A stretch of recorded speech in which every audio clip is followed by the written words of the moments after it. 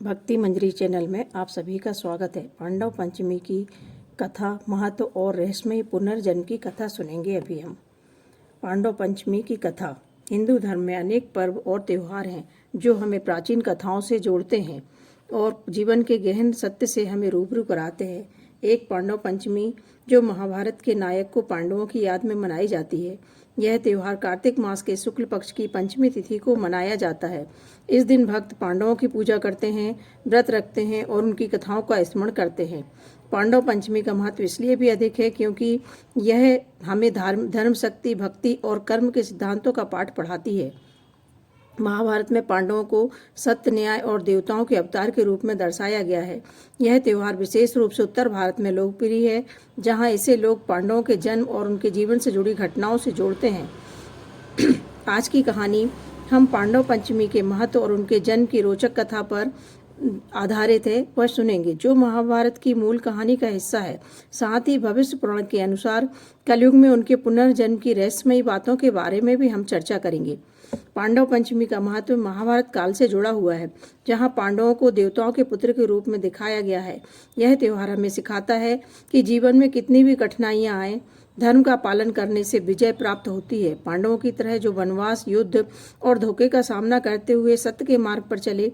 पांडव पंचमी के दिन लोगों पांडवों की मूर्तियों या चित्रों की पूजा करते हैं, भजन गाते हैं और दान पुण्य करते हैं। धार्मिक मान्यता है कि इस तिथि को पूजा करने से संतान सुख मिलता है और परिवार में सुख शांति बनी रहती है। खासकर वे लोग जो संतान प्राप्ति की कामना करते हैं इस व्रत को रखते हैं, और जो लोग किसी पर विजय प्राप्त करना चाहते हैं वह भी इस का व्रत रखते हैं और इसकी कथा सुनते हैं। इस कथा को सुनने मात्र से आप दूसरों पर विजय प्राप्त कर सकते हैं, क्योंकि पांडवों की कथा संतान प्राप्ति के चमत्कार से जुड़ी है और विजय के चमत्कार से भी जुड़ी हुई है।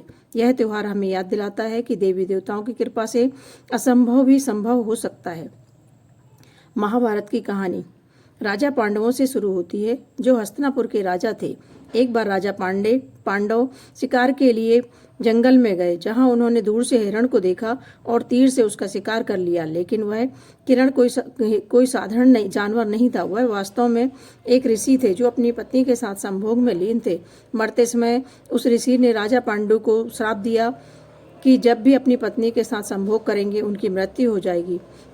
उसको सुनकर दुखी होकर राजा पांडु ने अपना राज्य अंधे भाई धृतराष्ट्र को सौंप दिया और अपनी दोनों पुत्नियों कुंती और माद्री के साथ जंगल में चले गए। वहां उन्होंने सन्यासी का जीवन अपनाया। इस बात का गहरा दुख था कि उनकी कोई संतान नहीं है। तब कुंती ने राजा पांडु को एक रहस्य बताया। अपनी युवावस्था में कुंती ने ऋषि दुर्वासा की सेवा की थी, जिससे प्रसन्न होकर ऋषि ने उन्हें एक विशेष मंत्र दिया था। इस मंत्र से कुंती किसी भी देवता का आह्वान करके संतान प्राप्त कर सकती थी। राजा पांडु की अनुमति से कुंती ने इस मंत्र का इस्तेमाल किया और सबसे पहले उन्होंने धर्मराज यम का आह्वान किया और वे युधिष्ठिर को जन्म दिया और सत्यवादी और जो धर्मात्मा थे। फिर पवन देव से भीम का जन्म हुआ, जो अपने आप पर शक्ति और भूत के लिए प्रसिद्ध थे। तीसरे इंद्रदेव को प्रसन्न करने से अर्जुन का जन्म हुआ, जो महान धनुर्धर और योद्धा बने। कुंती ने यह मंत्र माद्री को भी सिखाया। माद्री ने अश्विनी कुमारों का आह्वान किया, नकुल और सहदेव को जन्म दिया। इस प्रकार पांचों पांडव विभिन्न देवताओं के पुत्र थे, लेकिन राजा पांडु के नाम से जाने गए। वे पांडु के जैविक पुत्र नहीं थे, बल्कि देव कृपा से प्राप्त पुत्र थे। इससे पहले कुंती की कुंवारी अवस्था में एक गलती हुई थी। उन्होंने उत्सुकतावश सूर्यदेव का आह्वान किया और कर्ण को जन्म दिया। कर्ण सूर्य पुत्र थे, जो कवच और कुंडल को लेकर पैदा हुए। वह महान दानी के रूप में विख्यात हुए, लेकिन सामाजिक कर्म से कुंती ने उन्हें त्याग दिया था। पांडवों के गुणों की बात करें तो युधिष्ठिर न्याय के प्रतीक थे, भीम बल के प्रतीक थे, अर्जुन कौशल के, जबकि नकुल और सहदेव सौंदर्य और बुद्धि के प्रतीक थे। यह कथा हमें सिखाती है कि संतान प्राप्ति के लिए भक्ति और मंत्र शक्ति कितने महत्वपूर्ण है। अब हम सुनेंगे कलयुग में पांडवों का पुनर्जन्म। भविष्य पुराण के अनुसार पांडवों की आत्माएं अमर हैं और उन्होंने कलयुग में भी जन्म लिया। युधिष्ठिर ने वत्सराज नामक राजा के पुत्र मलखान के रूप में जन्म लिया। भीम ने वीरान नाम से जन्म लिया और वैनरस राज्य के राजा बने। अर्जुन का पुनर्जन्म परिलोक के राजा के यहाँ ब्रह्मानंद के नाम से हुआ। नकुल और नकुल ने भानु के यहाँ जन्म लिया, जबकि सहदेव ने देवी सह नाम से अवतार लिया।